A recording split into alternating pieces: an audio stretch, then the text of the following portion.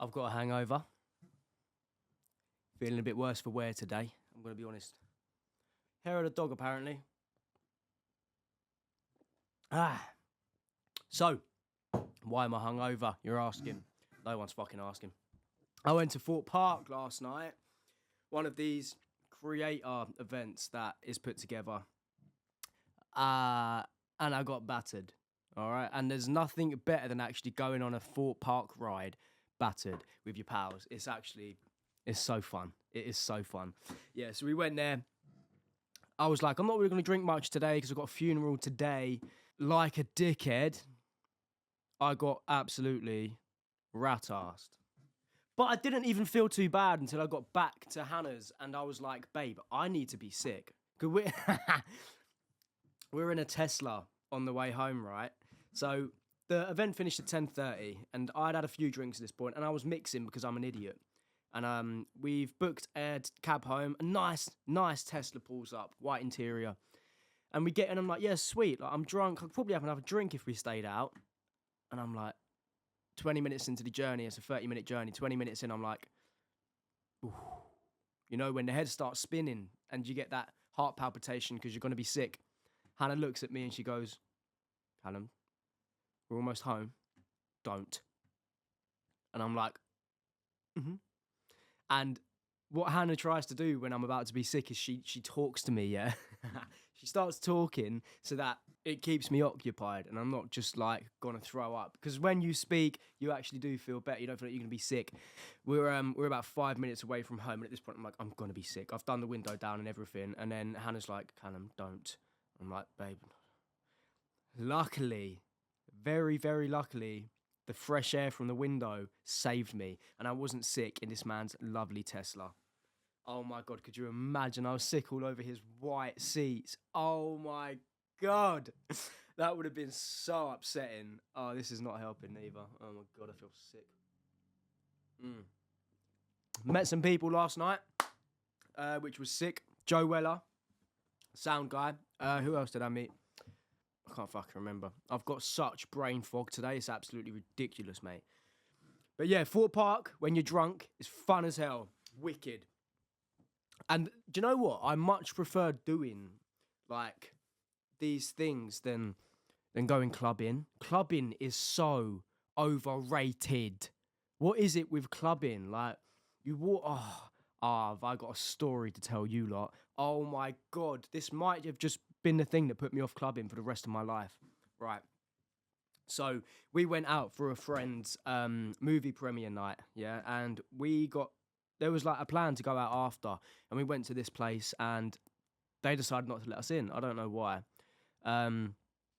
So we've gone to this club, right, in Mayfair. As soon as I heard Mayfair, I was like, yeah, okay, this is going to be an expensive place. You're probably paying about £25 a drink in there. So we've gone in there, yeah, and this is how you know this place is fucked up. And if you stay here past, I reckon, 2 a.m, it gets down to some serious shit, all right? So at this point, it's probably about 11:30, 12, and we've walked into this club, this dungeon, yeah, and there's a woman standing there in some stockings, a low-cut top, and she's got a whipping around. I'm like, what the fuck? I'm like, yeah, this is serious. Okay, yeah. Because, not because I'm a pervert, but because, like, it's an experience. You turn up to the door and you see that and you're like, oh, this is going to be sick. Like, and I always used to say to my friends, like, nah, clubbing in London, there's something different. There's like an underground scene that we don't know about yet, but we will one day. And this was it. This was the underground scene that I'd been talking to my pals about. That I was saying, nah, there's something different. There's something bigger and better in London to do than just go to your average clubs, yeah? And we was there. This is it. And we're going down the stairs into this dark dungeon. But before we've done that, the ladies covered up our cameras. They've covered up our cameras, right? And already I'm like, there's going to be some sketchy shit down here if they're covering our cameras, right? Oh, was there some sketchy shit? As soon as you walk down there, there's smoke, so you can't see a meter in front of you. And when you do finally see a meter in front of you, it's a booty in your face. Cheeks just there. Like, half naked girls dancing. And at this point, I'm with my girlfriend, Hannah, right? And I'm like, oh, this is a bit mad. Like, I'm a bit uncomfortable, right? I'm like, all right, let's sit down and let's get a drink. So we've sat down at a table and you're looking around, it's just full of old men. It's just full of old men looking at these young, poor girls dancing, right? In cages, bear in mind. How demeaning is that? How demeaning. Dancing in cages, half naked. Right. Anyway, so we sit down to order a drink, yeah? They bring us the menu. Now, before I tell you this story, I just want to say, and I want to highlight the fact, this menu lights up when you open it. So imagine, yeah? So imagine every time I open the menu, right? My face goes like this. So this is me reading. So this is me reading the menu, yeah? My face is lighting up like this. And I'm like, double check. Please tell me why you cannot buy an individual drink. You have to buy a bottle. And I'm not talking about any bottle. I'm talking about a £500 bottle of rum that will cost you £25 in the shop. Somebody tell me why they feel like they can... How can you have the audacity to charge somebody 500? This was the cheapest bottle of alcohol on that menu. Who the fuck's going to these places? Elon Musk? Huh? Bro, you've never seen me shut a menu so damn quick in your life. I've looked at my boy. And I've looked at him and he's giving me the same look back. We both got these menus opened, right? And we both look at each other like that. I walk up to him like, bro, what are we going to do? He's like, bro, we're going to have to go. I'm not doing this. I'm like, bruv, we've just walked into a club with a group of people. They're all sitting around. They just ordered a big bottle of Ciroc, right? Probably about £1,000. I'm like, bro, we can't walk out of here without grabbing a bottle. I was willing to lose £500 just to not walk out of that club looking like a brokey.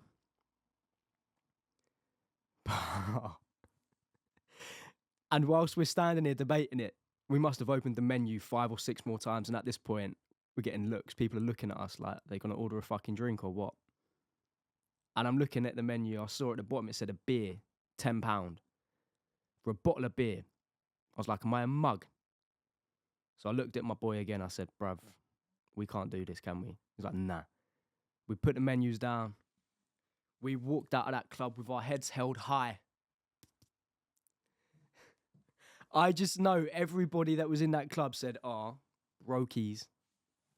It was the most embarrassing feeling, yet the most liberating feeling ever. The fact that we didn't get shaked. And it made me realise that clubbing is actually for mugs. I'm a mug. I do it. I've been there. I used to love clubbing. I probably would still go to a club if you invited me. Clubbing is for mugs. Just because it's called a club. They can hyperinflate the prices of drinks by 1,000%. I don't think so. And tell me why every club that you leave seems to have this hostile environment of people standing there looking like they want to beat you up or rob you. Oh, the walk of shame out of this club was so embarrassing. Oh my God. Never again, never, I swear on my life, never again will I go to a club in central London again. There's another time, right? We was in central London, another event, and then we was meant to be going to an after party. Oh, my days. We was with about 10 boys, probably about 7 girls, and every single club that we went to, right, said, there's too many boys. Fuck! What do you mean there's too many boys? We're going to be spending money in here. Let us in. Bro, they let the girls in and they turned us away. Who's going to buy the tables, bruv? Because the girls ain't. The girls ain't going to buy the tables, are they? No. And to be fair, I fucking won't either. I'm not spending £1,500 just to sit down and be comfy, mate. Hell, I would rather go to a pub and have a beer than go into a club, buy a bottle of alcohol that I'm not going to drink and just give it out. Are you mad? Are you fucking mad? Do you know, who came up with the idea of clubbing? How about we get that up? Who came up with the idea of clubbing? The clubbing subculture originated in the 1970s disco era and developed in American cities like Chicago, New York, and Detroit. It was initially popular with black Americans and the gay community who faced social exclusion elsewhere. Club culture became a mainstream part of the youth culture in the 1980s and 90s. Different cities played a role in the development of club culture. That's crazy. Okay. So club culture was actually popular amongst the black Americans and the gay community. Oh my God, I feel like a rat's ass. How is there people out there that go out 2 nights in a row or 3 nights in a row? Oh my days. Like those, I know people that will go to Ibiza and just go on a 5-day bender and just like, oh bruv, I've had like 3 hours sleep this whole 5 days. I'm like, bruv, you know, you do realise you're probably on the brink of death, right? Liver failure. Heart failure. All right? Drinking culture. Drinking culture is actually such a mad one. Alcohol is the biggest poison in the world, right? It kills more people than crack. It kills more people than cocaine, heroin, all that. Do you know what I'm saying? And look, here we are. And the funny thing is, every single store that you go to, the first thing that you walk past is alcohol being promoted. Now, why is that?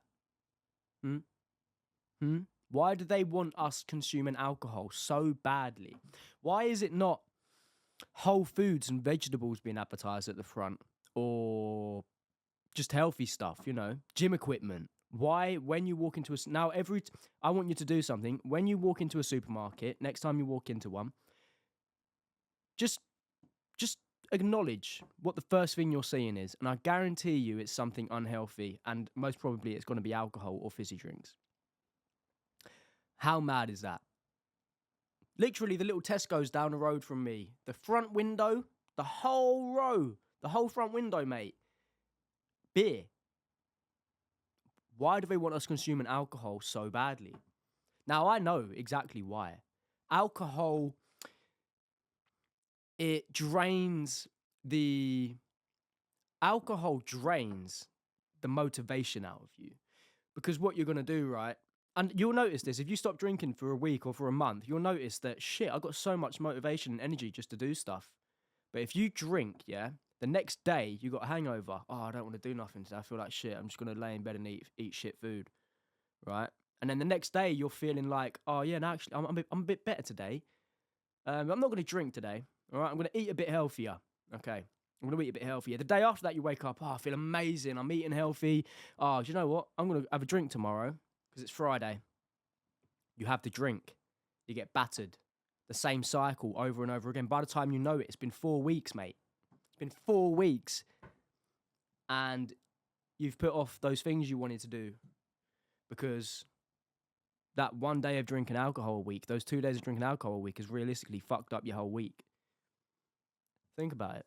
It's actually crazy. It's actually mad. And I am so glad I'm not addicted to vapes. Oh my God. Vapes are the modern crack. Quite literally the modern crack.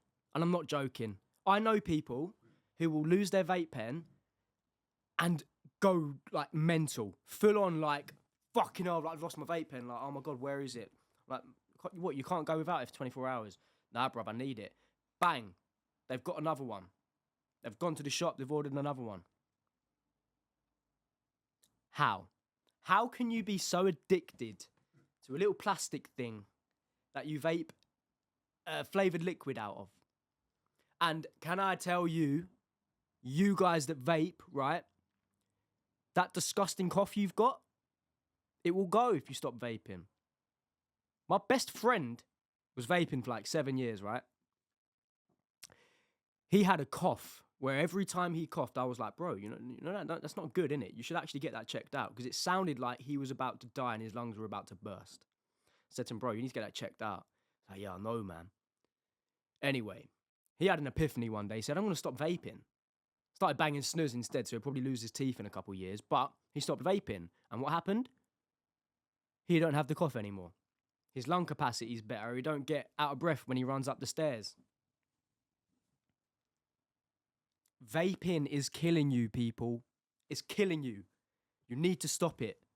Everyone I know that vapes is so unfit and just can't complete simple tasks, mate. And when they get a cold, it's 10 times because those disgusting vapes. Oh, what vape are you getting today? Oh, what one are you vaping today, bro? Oh, blueberry, sour, raspberry. Shut up. I genuinely think, right? I genuinely think that smoking a cigarette is actually better for you than vaping. I say that with chest. I really do think that. Why does every generation need something that they get addicted to that contains nicotine? What does nicotine do for our brains? What does that do? Does that suppress some sort of chemical that makes us more laid back and easier to control? I'm going into a bit of a conspiracy theorist here. But that's all I'm saying. Why do they want us to keep smoking nicotine? Why do they want us to keep consuming alcohol? Why are vapes the new thing? Oh, cigarettes are dying out. Let's bring out these new colourful things that we can get the next generation addicted to. Vape pens. 1 million people in the UK vape when they never even smoked. I know so many people. I probably know about 10 people that vape who never smoked. It's the modern day crack. It's the modern day cigarette. Cigarettes were cool back in the day. Now everyone frowns up on a cigarette like it's disgusting. And vapes are cool? No. I think in the next 5 years, so much is going to come out about the vapes. So much. And all you guys that are vaping are going to be like, oh, I wish I never done it. I wish I never done it. And you know what? It's easier to stop than you think. It's probably harder to get rid of the habit of hand to mouth than it is to shake the nicotine rush that you get from a vape pen. That's all I'm saying. I don't think there's any safe way to consume nicotine, but if I was to say there was a safe way, I think snus. The only thing that might happen is your gums will recede and you will actually probably get gum disease. So there's no upsides to consuming nicotine in any way, shape or form, to be honest with you. And if you're going to take anything away from today's chat, from today's bar talk session, stop vaping. Stop vaping. It's killing you. Yeah? As a matter of fact, I'm going to search up right now. Do you know how fucking crazy this is? I've just typed into my laptop ingredients in a Lost Mary, yeah? Because everyone loves these Lost Marys. I can't even pronounce these words. Vegetable glycerin, propylene glycol, natural and artificial flavors. What? Nicotine benzate, whatever you call it. Bro, Lost Mary ingredients include propylene glycol, blah, blah. Each of these ingredients is of the highest quality and has been approved for use before being made available to the public. This is being written by the manufacturers. How are they trying to glorify it? Look, the way they've worded that. These are all safe to consume. No, they're fucking not, mate. Would you sit in a house and consume a burning fire of smoke for half an hour? No. Bro, for you guys that vape, yeah, add up how long throughout the day you think you're actually inhaling smoke, right? Say you go through a vape pen a day, that's 600 puffs. Each puff you're doing is about 2 seconds. Times 2 by 600, that's 1,200 seconds. Do you know how long 1,200 seconds is? Sit there right now and count to 1,200. That is how long your lungs are going without oxygen. That's how long your brain is probably going without oxygen. No, it's not. That's nitrous oxide. Don't ever do that. Your lungs are inhaling propylene glycol, vegetable glycerin, nicotine, and flavorings for 1,200 seconds a day from one Lost Mary. One Lost Mary is depriving you of 1,200 seconds of oxygen. Come on, guys. That don't sound too healthy now, does it? Anyway, I didn't come on here to rant about vaping. I did. But if what I'm saying can even get through to 1 or 2 people, then it's worth it. Do you know what I mean? Anyway, that's today's rant over. Thank you all for listening. I hope you enjoyed it. I hope you learned something. And please, put that fucking vape pen down. He says, drinking a beer. Peace and love, people.